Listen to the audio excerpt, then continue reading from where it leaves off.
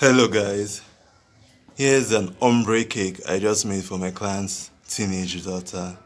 Here we go. Her name is Divine in gold,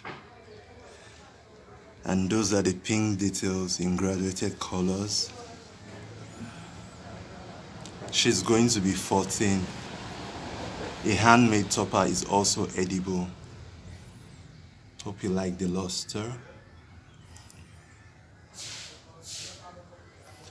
Hope you like it. Please subscribe. Cheers.